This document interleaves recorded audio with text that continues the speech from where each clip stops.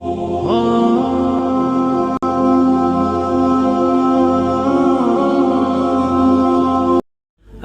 علیکم ورحمۃ اللہ وبرکاتہ. I hope you are fit and fine. آج میں پھر سے آپ کے لیے ایک نئی ریئیکٹ ویڈیو لے کے آیا ہوں. آج کی ویڈیو کا جو ہمارا ٹائٹل ہے وہ ہے حضرت خالد بن ولید کے بارے میں. ہم اس ویڈیو میں جانیں گے کہ حضرت خالد بن ولید کون تھے. اسلامک تاریخ کے بہت بڑے ہیرو تھے وہ، جنہوں نے بہت ساری جنگیں لڑی. ہم ان کے بارے میں اس ویڈیو میں جانیں گے.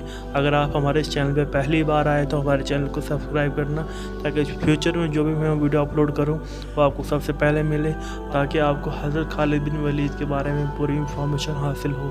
آج کی اس ویڈیو میں ہم بات کریں گے ایک ایسے اسلام کے مہان یودھا کے بارے میں کہ جس کی بہادری اور پیترے بازی کی تعریف نہ صرف مسلمان بلکہ غیر مسلم بھی کرتے آئے ہیں. دوستو، اتہاس کا یہ مہان یودھا کتنا زیادہ طاقتور اور ہوشیار تھا، اس بات کا اندازہ صرف اس بات سے لگایا جا سکتا ہے کہ اسلام کے پیغمبر یعنی حضرت محمد صلی اللہ تعالیٰ علیہ وسلم نے اس یودھا کو سیف اللہ کا نام دیا تھا. سیف اللہ کا مطلب ہوتا ہے اللہ کی تلوار، یعنی ان کا نام رکھا گیا تھا اللہ کی تلوار. دوستو، اس مہان اور ہوشیار شخص کو آج پوری دنیا خالد بن ولید کے نام سے جانتی ہے. دوستو، خالد بن ولید کا جنم 592 عیسوی میں مکہ شہر میں ہوا تھا. آپ کے والد یعنی جن کا نام ولید تھا، ان کی گنتی مکہ کے ان چند لوگوں میں ہوا کرتی تھی جو مکہ میں سب سے زیادہ امیر اور سب سے زیادہ نامور لوگ تھے. دوستو، جس وقت اسلام کے پیغمبر یعنی حضرت محمد صلی اللہ علیہ وسلم نے نبوت کا اعلان کیا اور لوگوں کو اسلام کی طرف بلانا شروع کیا، اس وقت خالد بن ولید ان لوگوں میں گنے جاتے تھے کہ جو لوگ اسلام کے سب سے زیادہ مخالف تھے.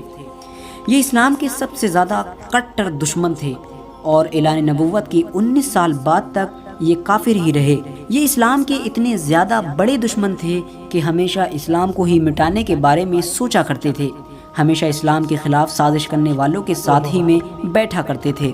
مگر دوستو، جگ ظاہر ہے کہ اللہ تعالیٰ کی تو شان ہی نرالی ہے. کوئی نہیں جانتا کہ اللہ تعالیٰ کسے ہدایت دے دے، اور یہی خالد بن ولید کے ساتھ ہوا. دوستو، جب بھی مسلمانوں اور کافروں کے درمیان جنگ ہوا کرتی تھی تو زیادہ تر جنگوں میں کافروں کی طرف سے فوج کے سپہ سالار حضرت خالد بن ولید ہی ہوا کرتے تھے، کیونکہ یہ فوج میں سب سے زیادہ مہارت رکھا کرتے تھے. دوستو، یقینی طور پر آپ نے وہ واقعہ تو ضرور سنا یا پڑھا ہوگا کہ جب جنگ احد کے موقع پر حضور اکرم صلی اللہ تعالیٰ علیہ وسلم نے مسلمانوں کی فوج میں سے کچھ صحابہ کو ایک پہاڑی کے راستے پر یہ کہہ کر کھڑا کر دیا تھا کہ چاہے مسلمان فوج جیتے یا ہارے، لیکن تم لوگوں کو اس پہاڑی کے راستے سے نہیں ہٹنا ہے. کیونکہ وجہ یہ تھی کہ وہ پہاڑی ایسی جگہ پر تھی کہ مکہ کے کافروں کی فوج اگر چاہتی تو اس پہاڑی کے راستے سے پیچھے سے آ کر مسلم فوج پر چپکے سے حملہ کر سکتی تھی. لہٰذا حضور اکرم صلی اللہ علیہ وسلم نے اسی وجہ سے اس پہاڑی پر چند صحابہ کو کھڑا کر دیا تھا تاکہ کافر ادھر سے کسی بھی صورت میں حملہ نہیں کر سکیں. دوستو، بہت خطرناک جنگ ہوئی. مسلمانوں نے گنتی میں کم ہونے کے باوجود بھی مکہ کے کافروں کو دھول چٹا دی، لیکن یقیناً خدا تعالیٰ کو کچھ اور ہی منظور تھا.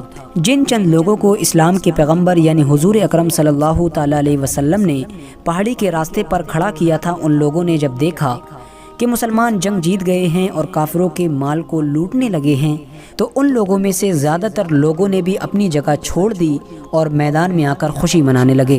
اس کا نتیجہ یہ ہوا کہ خالد بن ولید جو اس وقت کافروں کی فوج میں شامل تھے اور اس وقت کافر ہوا کرتے تھے اور جنگ میں بھی بہت زیادہ مہارت رکھا کرتے تھے، انہوں نے اپنے چند لوگوں کے ساتھ میں پیچھے سے مڑ کر اس پہاڑی والے راستے سے مسلمانوں پر دوبارہ حملہ کیا. یہ اتنا خطرناک حملہ تھا کہ مسلمانوں کو کچھ سمجھ ہی نہیں آیا کہ آخر یہ کیسے ممکن ہو گیا. خالد بن ولید نے اپنی تلواروں سے لگاتار کئی صحابہ کو شہید کر دیا اور دیکھتے ہی دیکھتے پوری جنگ کا نقشہ بدل گیا. وہ جنگ جو مسلمان جیت چکے تھے اب ان کی ہار میں بدل چکی تھی، اور یہ سب کچھ ہوا تھا خالد بن ولید کی مہارت کی وجہ سے جو اس وقت کافر ہوا کرتے تھے. دوستو، صلح حدیبیہ کے بعد حضرت خالد بن ولید اکثر پریشان رہنے لگے تھے، اور ان کی پریشانی کی صرف ایک ہی وجہ تھی، اور وہ وجہ تھی اسلام کی دن و دن ترقی ہونا. دوستو، وہ ہمیشہ سوچتے رہتے تھے کہ آخر کیا وجہ ہے کہ کافروں نے کئی بار مسلمانوں کو جنگ کے میدان میں چیلنج کیا ہے، لیکن کافروں نے ہمیشہ اچھے ہتھیار اور اچھے جنگجو اپنے پاس ہونے کے باوجود بھی ہمیشہ مسلمانوں سے منہ کی کھائی ہے. ان کے دماغ میں عجیب عجیب باتیں آیا کرتی تھیں۔ وہ سوچتے تھے کہ آخر کیا وجہ ہے کہ مسلمان ہمیشہ ہم سے جیت جاتے ہیں، کہیں ایسا تو نہیں کہ مسلمانوں کے ساتھ کوئی غیبی طاقت ہو۔ کبھی ان کے دماغ میں آتا کہ کہیں ایسا تو نہیں کہ محمد سچ میں ہی اللہ کا رسول ہو۔ دوستو، حضرت خالد بن ولید ان تمام باتوں سے پریشان ہی تھے کہ اچانک سے ایک دن ان کے بڑے بھائی کا ان کے پاس ایک خط آتا ہے۔ اس خط میں لکھا ہوا تھا کہ اے خالد، تم کہاں ہو؟ حضرت محمد صلی اللہ علیہ وسلم نے مجھ سے تمہارے بارے میں پوچھا ہے کہ آخر خالد کہاں ہے۔ اس خط میں ان کے بھائی نے لکھا تھا کہ میں چاہتا ہوں کہ تم اس اندھیری دنیا سے نکل کر اسلام کی روشنی کی طرف آؤ اور اسلام میں داخل ہو جاؤ۔ یہ خط پڑھتے ہی حضرت خالد بن ولید کے اوپر اس خط کا اتنا خطرناک اثر ہوا کہ آپ فوراً پیغمبر محمد صلی اللہ تعالیٰ علیہ وسلم کی طرف روانہ ہوئے اور ان کی خدمت میں حاضر ہو کر اسلام قبول کر لیا، یعنی اسلام دھرم میں شامل ہو گئے۔ دوستو، حدیثوں کی کتاب میں آتا ہے کہ پیغمبر محمد مصطفیٰ صلی اللہ علیہ وسلم نے رومن امپائر کی طرف یعنی سیریا کی طرف، جسے پہلے ملک شام کہا جاتا تھا، اپنا ایک ایلچی روانہ کیا، لیکن رومن امپائر نے اپنے غرور و گھمنڈ میں آ کر مسلمانوں کے اس ایلچی کو قتل کر دیا۔ اور ظاہر ہے کہ پہلے کے دور میں کتنا بھی خطرناک دشمن ہو لیکن ایلچی کو وہ قتل نہیں کیا کرتا تھا، کیونکہ ایلچی کو قتل کرنے کا مطلب ہوا کرتا تھا جنگ کا کھلم کھلا اعلان کرنا۔ جب مسلمانوں کا ایلچی قتل کر دیا گیا تو حضور نے بھی مدینے سے صحابہ کی ایک بڑی فوج کو جنگ کے لیے سیریا کی طرف روانہ کیا اور اس جنگ کا سپہ سالار بنایا حضرت زید بن حارثہ کو۔ دوستو، زید بن حارثہ حضور اکرم صلی اللہ تعالیٰ علیہ وسلم کے منہ بولے بیٹے بھی تھے، اور یہ وہ واحد صحابی ہیں کہ جن کا نام قرآن میں بھی آیا ہے۔ اور حضور نے جاتے ہوئے صحابہ کو یہ نصیحت فرمائی کہ اگر زید شہید ہو جائے تو اس کے بعد اپنی فوج کا سپہ سالار جعفر کو بنا دینا، اور اگر جعفر بھی شہید ہو جائے تو اپنی فوج کا سپہ سالار عبداللہ بن رواحہ کو بنا دینا، اور اگر وہ بھی شہید کر دیا جائے تو اس کے بعد جس پر تم لوگ متفق ہو جاؤ اسی کو اپنا سپہ سالار بنا دینا۔ حضور نے یہ نصیحت کر کے سیریا کی طرف اپنے لشکر کو روانہ کیا، اور حضور صلی اللہ علیہ وسلم مسجد نبوی میں اپنے چند صحاباؤں کے ساتھ مدینے شہر میں بیٹھ گئے۔ ایک طرف سیریا میں جنگ ہو رہی تھی اور دوسری طرف حضور مدینے میں پوری جنگ کا نقشہ اپنے صحابہ کو بیٹھ کر بتا رہے تھے۔ بڑی ہی خطرناک جنگ ہوئی اور حضور رو رہے تھے اور اپنے صحابہ سے کہہ رہے تھے کہ جنگ میں اب زید کو شہید کر دیا گیا ہے، اسلامی فوج کا جھنڈا اب جعفر بن طیار کے ہاتھ میں آ گیا ہے۔ تھوڑی دیر بعد حضور رو رہے تھے اور کہہ رہے تھے کہ جعفر کو بھی شہید کر دیا گیا ہے اور اب جنگ کا جھنڈا عبداللہ بن رواحہ کے پاس آ پہنچا ہے۔ اس کے بعد حضور نے فرمایا عبداللہ بن رواحہ کو بھی شہید کر دیا گیا ہے، اور تمام لوگوں کے متفق ہونے کے بعد حضرت خالد بن ولید کے ہاتھ میں اسلام کی فوج کا جھنڈا دے دیا گیا ہے۔ دوستو، یہ پہلا موقع تھا کہ جب حضرت خالد بن ولید کے ہاتھ میں اسلامی فوج کی سپہ سالاری تھی، کیونکہ اس سے پہلے تو وہ کافر ہوا کرتے تھے۔ لہٰذا جب اسلام کا جھنڈا حضرت خالد بن ولید کے ہاتھ میں آیا اور اس چیز کو رومن امپائر کی فوج نے دیکھا تو ان کی آدھی ہمت تو حضرت خالد بن ولید کو دیکھ کر ہی ٹوٹ گئی تھی۔ اس کی وجہ یہ تھی کہ دور دور کے لوگ اس بات کو جانا کرتے تھے کہ مکہ کے مشرکین میں ایک خالد نام کا ایسا جنگجو موجود ہے جو اپنے سامنے کسی کو نہیں ٹکنے دیتا ہے۔ ظاہر ہے اب یہ اسلام میں داخل ہو چکے تھے اور اب یہ اسلامی فوج میں تھے، لیکن اپنی پرانی جنگی مہارتوں کو کبھی نہیں بھولے تھے۔ دوستو، بہت خطرناک جنگ ہوئی اور حضرت خالد بن ولید کی سپہ سالاری میں مسلمانوں نے یہ جنگ جیت لی، اور اس جنگ میں حضرت خالد بن ولید اتنے جوش کے ساتھ لڑے اور اتنی خطرناک طریقے سے لڑے کہ اس جنگ میں حضرت خالد بن ولید رضی اللہ تعالیٰ عنہ کے ہاتھ سے 9 تلواریں ٹوٹ گئی تھیں۔ دوستو سوچئے 9 تلواریں، یقیناً ایک تلوار بھی کسی مرد کے ہاتھ سے ہی ٹوٹ سکتی ہے، اور جس کے ہاتھ سے 9 تلواریں ٹوٹیں، سوچئے اس نے اس جنگ میں کتنے لوگوں کو قتل کیا ہوگا۔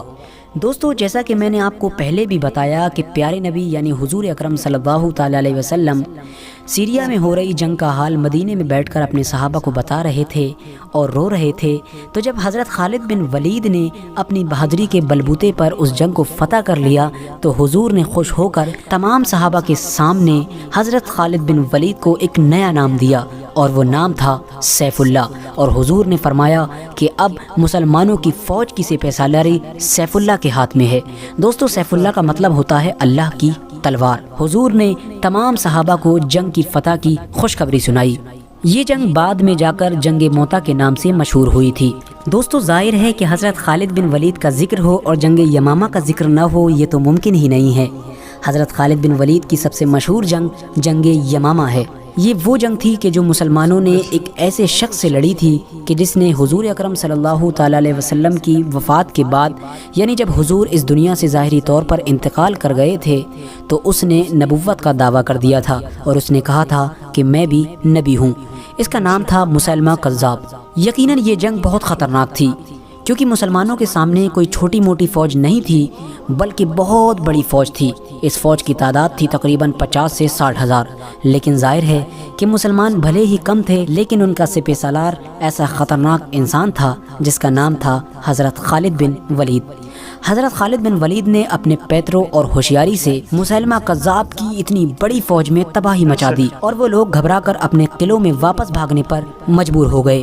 حضرت خالد بن ولید نے ان کے قلعوں کو چاروں طرف سے گھیر لیا اور مسیلمہ کذاب کو قتل کر دیا گیا۔ اس کے بعد یہ جنگ بھی جیت لی گئی۔ حضرت خالد بن ولید حضرت ابوبکر صدیق کی خلافت کے پورے دور میں مسلمانوں کے آرمی چیف بنے رہے، یعنی مسلم فوج کے سپہ سالار بنے رہے۔ لیکن جب جنگ یرموک کا وقت آیا اور اس وقت تک حضرت ابوبکر صدیق کی وفات ہو گئی تھی اور حضرت عمر فاروق اعظم رضی اللہ تعالیٰ عنہ مسلمانوں کے خلیفہ بن چکے تھے، تو حضرت عمر رضی اللہ تعالیٰ عنہ نے حضرت خالد بن ولید کو مسلمانوں کے آرمی چیف کے پد سے ہٹا دیا۔ دوستو، آج بھی بہت سے مسلمانوں کے دماغ میں بھی یہی غلط فہمی رہتی ہے کہ حضرت عمر فاروق اعظم نے ایک ایسے سپہ سالار کو آرمی چیف کے پد سے کیوں ہٹا دیا جو ہر جنگ میں مسلمانوں کی فوج کو فتح دلا رہا تھا۔ اس کی مین وجہ یہ تھی کہ حضرت عمر فاروق اعظم رضی اللہ تعالیٰ عنہ کی ان سے کوئی ذاتی دشمنی نہیں تھی، بلکہ اس کی اصل وجہ یہ تھی کہ حضرت خالد بن ولید کی سپہ سالاری میں مسلمان لگاتار فتح پہ فتح حاصل کیے جا رہے تھے، اور لگاتار فتح حاصل کرنے کی وجہ سے مسلم فوج کے سپاہیوں کے دماغ میں یہ بات بیٹھ چکی تھی کہ ہم حضرت خالد بن ولید کی وجہ سے ہی جنگ کو جیتتے ہیں، یعنی اگر کسی جنگ میں ہمارے ساتھ خالد بن ولید نہیں ہوں گے تو ہم اس جنگ کو کبھی نہیں جیت پائیں گے۔ مسلم سپاہیوں کی اسی سوچ کو مٹانے کے لیے حضرت عمر فاروق نے حضرت خالد بن ولید کو آرمی چیف کے پد سے ہٹا کر ان کی جگہ پر حضرت ابو عبیدہ ابن جراح کو بیٹھا دیا تھا۔ حضرت عمر کے اس فیصلے سے پورے مدینے میں افراتفری مچ گئی، لوگوں کے درمیان ادھر ادھر کی باتیں ہونے لگی۔ تمام لوگ کہنے لگے، ارے عمر نے یہ کیسا فیصلہ لے لیا، اب مسلم فوج کا کیا ہوگا؟ اتنی بڑی فوج کے سامنے مسلم فوج کیسے مقابلہ کرے گی؟ اگر مسلمان ہار گئے تو کون ذمہ دار ہوگا؟ لیکن دوستو، خدا کو کچھ اور ہی منظور تھا۔ مسلمانوں نے جنگ یرموک میں بڑی فتح حاصل کی، اور اس فتح کے بعد حضرت عمر فاروق رضی اللہ تعالیٰ عنہ مسجد نبوی میں داخل ہوئے اور آپ نے لوگوں کے سامنے خطبہ دیا۔ آپ نے لوگوں سے کہا کہ اے لوگو، میں تم لوگوں سے اسی سوچ کو تو مٹانا چاہتا تھا۔ تمہیں کیا لگتا ہے کہ ہمیں جتنی جنگوں میں بھی فتح حاصل ہوتی ہے وہ خالد کی وجہ سے ہوتی ہے؟ نہیں، بلکہ ہم کو فتح خالد کے رب کی وجہ سے ملتی ہے۔ کل کو خالد نہیں رہے گا تو تم کیا سمجھتے ہو کہ اسلام ختم ہو جائے گا؟ نہیں، اسلام کو تو ہمیشہ رہنا ہے، کیونکہ اسلام ہمیشہ سے تھا اور ہمیشہ ہی کے لیے رہے گا۔ میرے پیارے دوستو، حضرت خالد بن ولید نے اپنی پوری زندگی میں تقریباً 200 جنگیں لڑی تھیں، اور یہ دنیا کے پہلے ایسے آرمی چیف تھے کہ جنہوں نے اپنی پوری زندگی میں ایک بھی جنگ نہیں ہاری تھی۔ یہاں تک کہ وہ ایک جنگ جو انہوں نے کافروں کی طرف سے مسلمانوں کے خلاف لڑی تھی، یعنی جنگ احد، اس میں بھی ان کو فتح حاصل ہوئی تھی۔ اسلام میں داخل ہونے کے بعد یہ تقریباً 7 سے 8 سال لگاتار کافروں سے جنگ لڑتے رہے تھے۔ اپنی زندگی کے آخری وقت میں یہ بیماری کی وجہ سے بستر پر آ گئے تھے۔ اس کے بعد تمام صحابہ ان کی چارپائی کے ارد گرد کھڑے ہوئے تھے۔ حضرت خالد بن ولید اس بستر پر لیٹ کر زارو قطار رو رہے تھے۔ صحابہ نے پوچھا، اے خالد بن ولید، تم کیوں رو رہے ہو؟ حضرت خالد بن ولید فرماتے ہیں کہ میرے جسم پر کوئی بھی ایسا حصہ نہیں ہے جہاں پر کسی تلوار یا نیزے کا نشان نہ ہو۔ میں نے اپنی زندگی میں سینکڑوں جنگیں لڑی ہیں، لیکن اس کے باوجود بھی آج میں بستر پر ایک بوڑھے اونٹ کی طرح مر رہا ہوں۔ میری بھی خواہش تھی کہ میں کسی جنگ میں قتل ہو کر ایک شہید کا درجہ حاصل کروں، لیکن ایسا نہیں ہو سکا۔ وہاں پر موجود صحابہ نے حضرت خالد بن ولید رضی اللہ تعالیٰ عنہ سے کہا کہ اے خالد بن ولید رضی اللہ تعالیٰ عنہ، ایسا کیسے ہو سکتا تھا؟ کیونکہ اللہ کے نبی نے آپ کو سیف اللہ یعنی اللہ کی تلوار کا لقب دیا ہے۔ اگر آپ کسی جنگ میں شہید ہوتے تو کافر کہتے کہ دیکھو اللہ کی تلوار ٹوٹ گئی، تو یقیناً جب آپ اللہ کی تلوار ہیں تو ایسا نہیں ہو سکتا تھا کہ آپ کو کوئی بھی قتل کر سکے۔ دوستو اپنی آج کی اس ویڈیو کا ہم یہیں پر اختتام کرتے ہیں۔ ویڈیو پسند آنے کی صورت میں ویڈیو کو لائک کر کے اپنے دوستوں احباب کے ساتھ ضرور شیئر کریں، اور اسی طرح کی ہسٹوریکل اور تاریخی مجھے امید ہے آپ نے یہ ویڈیو مکمل دیکھ ہی لی ہوگی حضرت خالد بن ولید کے بارے میں جو ہم نے اس ویڈیو میں جانا۔ ایسی ویڈیو دیکھنے کے لیے آپ میرے چینل کو سبسکرائب کرنا تاکہ فیوچر میں جو بھی ویڈیو میں اپلوڈ کروں آپ کو سب سے پہلے ملے، اور میرے فیس بک پیج کو بھی فالو کرنا، اس پہ بھی میں ویڈیو اپلوڈ کرتا رہتا ہوں۔ آپ اپنا خیال رکھیں، اپنے گھر والوں کا خیال رکھیں۔ اللہ حافظ۔